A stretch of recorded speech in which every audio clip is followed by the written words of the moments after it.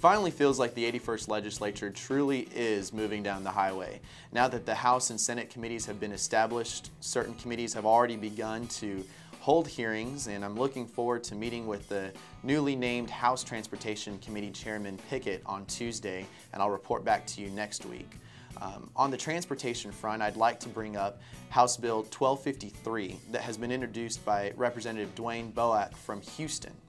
Now, this bill repeals the authority for the establishment and operation of the Trans-Texas Corridor.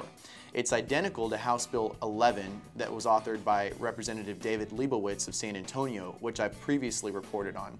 The filing of this bill, however, is evidence that the movement to officially eliminate the Trans-Texas Corridor is gaining further traction among legislators, and Farm Bureau is really excited about that. On another front, Senate Bill 684 has been introduced by Senator Eddie Lucio from Brownsville. This bill creates the Texas Rural Development Fund. The fund would be administered by the Office of Rural Community Affairs and provides means for operating rural economic development programs. As such, Farm Bureau is really excited about this and will be supporting the bill as it continues through the process. This has been another exciting and important week for eminent domain reform. Representative Jim Pitts introduced House Bill 1483 this week. This bill has already been referred to the House Land and Resource Committee. House Bill 1483 is identical to House Bill 402 that was introduced earlier in the session, and we feel it will be the bill that moves in the House. This bill has all the provisions we need, including compensation for property owners for all damages to their property, including diminished access losses. House Bill 1483 and Senate Bill 18 by Senator Estes are the bills we need to support.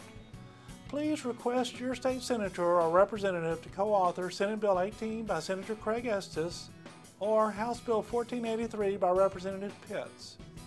It is critical that we have enough co-authors to demonstrate an ability to override any potential gubernatorial veto. We appreciate your involvement in the legislative efforts of Texas Farm Bureau, and your help is essential to pass eminent domain reform that truly helps property owners. Well, things are really starting to get moving in Austin now. We've got our Senate committees in place, we've got our House committees in place, and so now those committees are going to actually start hearing bills and passing them out of committee, and within a month we should see some bills actually starting to reach the floor of the Texas House and the Texas Senate. So now is definitely the time when Farm Bureau members and rural Texans and Texans involved in agriculture need to really get engaged in the legislative process. And Texas Farm Bureau provides several different avenues for you to keep up with what's going on in Austin. Of course, one of those things is the Austin Capitol Update, which we think is going to be a great tool this session to help keep you informed. But there are some other things that are pretty critical that you can also do. And one of those things is actually to go and sign up on the Action E-List on the Texas Farm Bureau website. Now, people are probably wondering, what is the Action E-List? If there is a priority bill that Farm Bureau is following and that we need grassroots action on that bill, you would receive an email asking you to contact your legislator about that bill and signify that you are for or against that piece of legislation. And of course, people probably think, oh goodness, I don't want to get all these emails. Well, rest assured, we only send these emails out if it's a critical piece of legislation like eminent domain reform. Now let me show you how easy it is to actually sign up on the Action E-List. Now when you go to the Farm Bureau website to view the Austin Capitol Update, just up above it you see the Legislative Action Center with the picture of the Capitol. If you click on that icon and it takes you to our Legislative Action Center, you'll notice on the left-hand side there's a link to sign up for the Action E-List. You simply click on that link and then fill your information into these boxes. After you've done that, of course, you would click down here on Submit, and then you are at that point on the Action E-List. When you sign up on the Action E-List, you will get Action E-Alerts into your email box whenever we have some critical action that needs to be taken. The email would come to your inbox, and then you'll click on it, and then there will be the message asking you to please take action. And then you just simply click on the Take Action icon right here on the right-hand side, and that will take you directly to the action alert on the Legislative Action Center page of the Farm Bureau website.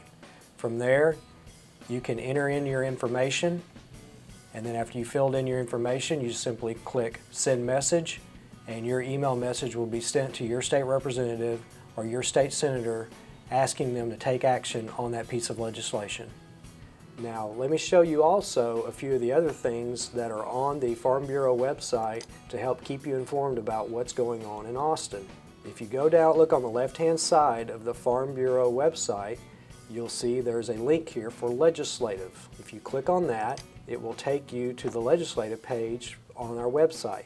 What we have here is the Austin newsletter, which is put out every Friday, in which we list bills that are of interest to Texas Farm Bureau and our members. And it actually tells you if Farm Bureau supports the bill or if Farm Bureau is opposed to the bill. And there's one other tool that is also available under the legislative link on that website, and that's the bill status report.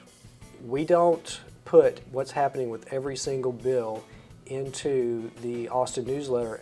So if you want to see a full list of all the bills that we're tracking, you can go to this bill track and it will tell you what's going on with those pieces of legislation.